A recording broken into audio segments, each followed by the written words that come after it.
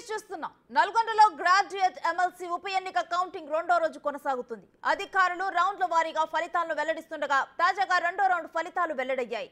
రెండో రౌండ్ ముగిసేసరికి కాంగ్రెస్ అభ్యర్థి తీన్మార్ మల్లన్న ముందంజలో ఉన్నారు.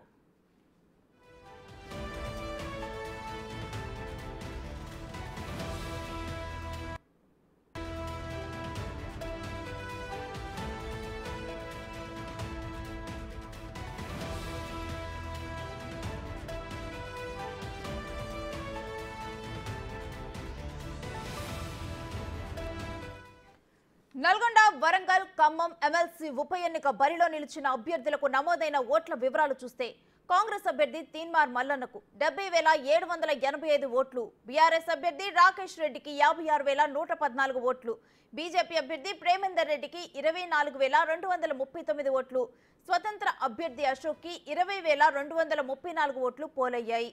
మొత్తం రెండు రౌండ్లు ముగించేసరికి కాంగ్రెస్ అభ్యర్థి తీన్మార్ మల్లన్న 14,761 ఓట్ల మెజారిటీలో ఉన్నారు.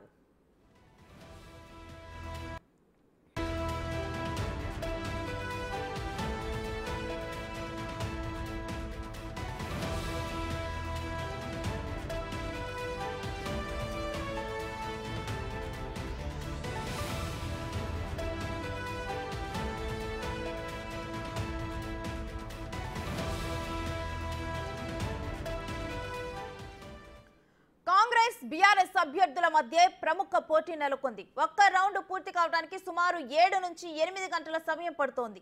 ఇప్పటి వరకు 1,92,277 ఓట్ల లెక్కింపు పూర్తయింది. అందులో 1,77,150 ఓట్లు చెల్లనివి కాగా 15,126 ఓట్లను చెల్లనివిగా గుర్తించారు అధికారులు. ఇక 1,43,736 ఓట్లు ఇంకా లెక్కించాల్సి ఉంది. ఇప్పటికీ 2 రౌండ్లు పూర్తయి మూడో రౌండ్ లెక్కింపు కొనసాగుతుంది.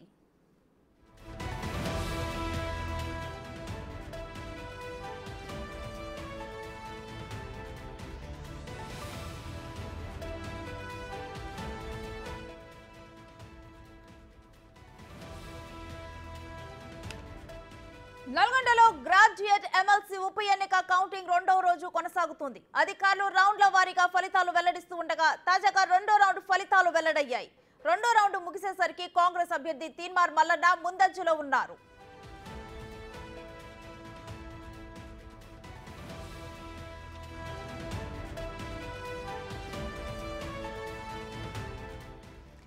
నల్గొండ, వరంగల్, ఖమ్మం ఎమ్మెల్సీ ఉప ఎన్నిక బరిలో నిలిచిన అభ్యర్థులకు నమోదైన ఓట్ల వివరాలు చూద్దాం.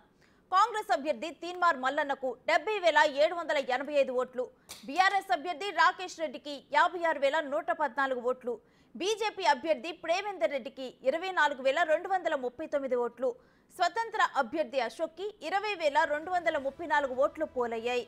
మొత్తం 2 రౌండ్లు ముగించేసరికి కాంగ్రెస్ అభ్యర్థి తీన్మార్ మల్లన్న 14,761 మెజార్టీలో కొనసాగుతున్నారు.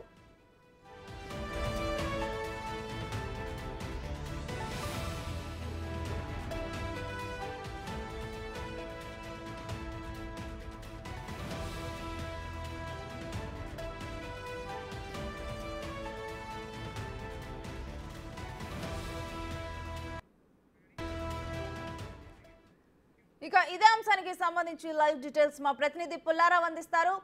పుల్లారావు, ఇప్పటి వరకు లెక్కింపు పూర్తయిన ఓట్ల వివరాలు, అదే విధంగా మూడో రౌండ్ మీద ఎటువంటి అంచనాలతో కొనసాగుతున్నారు, డీటెయిల్స్ ఏంటి? నల్గొండ, వరంగల్, ఖమ్మం పట్టభద్రుల ఎమ్మెల్సీ సంబంధించి ఉప ఎన్నిక కౌంటింగ్ అనేది అంటే మొదటి ప్రాధాన్యత లెక్కింపు దాదాపు పూర్తయిందని చెప్పవచ్చు. కాకపోతే ఈ యొక్క లెక్కింపు పూర్తయినప్పటికీ కూడా అధికారులు అనేవారు దానికి సంబంధించేసి కొన్ని టెక్నికల్ సంథింగ్ ప్రాబ్లమ్స్ ఉన్నాయి కాబట్టి వాటి మొత్తం కూడా చెక్అవుట్ చేస్తున్న పరిస్థితి ఉంది. అందుకోసమే మూడో రౌండ్ కానీ అదేవిధంగా నాలుగో రౌండ్కి సంబంధించినటువంటి ఫలితాలు మాత్రం ఇప్పటివరకు కూడా అనౌన్స్ చేయలేదు. కాకపోతే ఉన్నటువంటి ట్రెండ్ ప్రకారం మాత్రము తీన్మార్ కాంగ్రెస్ పార్టీ అభ్యర్థిగా ఉన్నటువంటి తీన్మార్ మల్లన్న మాత్రము తనకి ఆధిక్యతను కనపరుస్తున్నట్టు కూడా మనకు తెలియవస్తుంది. దాదాపు 22 నుంచి 25,000 ఓట్ల ఆధిక్యతలో తీన్మార్ మల్లన్న ఉన్నట్టు కూడా మనకు తెలియవస్తుంది. అదేవిధంగా సెకండ్ ప్లేస్ లో మాత్రం రాకేష్ రెడ్డి కంటిన్యూ అవుతున్నారు. అయితే ఈ యొక్క మొదటి ప్రాధాన్యతకు సంబంధించి ఓట్ల లెక్కింపు అనేది 4 రౌండ్లు పూర్తయినప్పటికీ కూడా ఎవరికి కూడా కావాల్సినటువంటి మెజారిటీ అంటే ఆ యొక్క మ్యాజిక్ ఫిగర్ అనేది రాకపోయేసరికి తప్పనిసరిగా రెండో ప్రాధాన్యత ఓట్ల లెక్కింపు అనేది ఖచ్చితంగా అనివార్యమైన పరిస్థితి నెలకొంది. ప్రజెంట్ గా చూస్తే మాత్రం ఈ యొక్క 4 రౌండ్లకు సంబంధించేసి ఓట్ల లెక్కింపు అంటే కౌంటింగ్ ప్రక్రియ కంప్లీట్ అయినప్పటికీ కూడా మొత్తంగా ఉన్నటువంటి ఇష్యూస్ మొత్తం కూడా అధికారులు పూర్తిగా చూస్తున్నారు. చూసిన తర్వాత రిజల్ట్స్ అనౌన్స్ చేసే అవకాశం అయితే ప్రజెంట్ గా కనబడుతుంది. సో రెండో ప్రాధాన్యత ఓట్ల లెక్కింపు కొనసాగించినట్లయితే మాత్రం ఈ ఎలిమినేషన్ ప్రక్రియ అనేది స్టార్ట్ చేసేటటువంటి అవకాశం అయితే కనబడుతూ ఉండడం జరిగింది. ఎవరైతే తక్కువ ఓట్లు సాధించుకున్నారో వాళ్ళందరినీ కూడా ఎలిమినేట్ చేస్తూ రావడం జరుగుతుంది. సో ఈ ప్రజెంట్ గా ఉన్నటువంటి సిచ్యువేషన్ ప్రకారం తీర్మానం వలన మొదటి ప్రాధాన్యత ఓట్లలో ఆధిక్యత సాధించగా రెండో ప్లేస్ లో బీఆర్ఎస్ పార్టీ అభ్యర్థిగా ఉన్నటువంటి రాకేష్ రెడ్డి కొనసాగుతూ ఉండడం జరిగింది. అదేవిధంగా మూడో స్థానంలో బీజేపీ అభ్యర్థిగా ఉన్నటువంటి గుజ్జుల ప్రేమేందర్ రెడ్డి, అదేవిధంగా 4వ స్థానంలో స్వతంత్ర అభ్యర్థిగా బరిలో నిలిచినటువంటి అశోక్ ఉన్నట్టు కూడా మనకు తెలుస్తుంది. సో ఈ విధంగా 52 మంది అభ్యర్థులు బరిలో నిలిచారు కాబట్టి ఈ యొక్క 52 మంది అభ్యర్థుల్లో లిస్ట్ గా ఉన్నటువంటి వ్యక్తులకు కూడా సెకండ్ ప్రాధాన్యత ఓట్ల ప్రకారము ఎలిమినేట్ చేస్తూ వస్తూ ఉండటం జరుగుతుంది. దానిలో భాగంగా చివరికి ఉన్నటువంటి అంటే 3, 4 స్థానాల్లో ఉన్నటువంటి అశోక్, అదేవిధంగా బీజేపీ అభ్యర్థిగా ఉన్నటువంటి ప్రేమేందర్ రెడ్డి ఓట్లను కూడా ఎలిమినేట్ చేస్తూ అంటే రెండో ప్రాధాన్యత వాళ్ళకి పడ్డ ఓట్లలో రెండో ప్రాధాన్యత ఓట్లు అనేవి ఎవరికి పడ్డాయనే విషయాన్ని కూడా రెండో ప్రాధాన్యత ఓట్లలో వాళ్ళకు అంటే మొదటి అభ్యర్థికి కలపడం జరుగుతుంది. సో ఆ విధంగా రెండో ప్రాధాన్యత ఓట్ల లెక్కింపు అయిపోయినప్పటికీ కూడా మ్యాజిక్ ఫిగర్ అంటే 50% +1 ఓటు ఎవరైతే సాధిస్తారో వారిని విజేతగా ప్రకటిస్తారు. ఒకవేళ రెండో ప్రాధాన్యత కూడా 50+ సాధించిన పక్షంలో మాత్రము మూడో ప్రాధాన్యత ఓట్లను కూడా లెక్కించే అవకాశం అయితే కనబడుతుంది. సో ఈ ప్రక్రియ మాత్రం కూడా రేపు కూడా కొనసాగే అవకాశం అయితే స్పష్టంగా కనబడుతూ ఉండడం జరిగింది. Thank you Pullarao.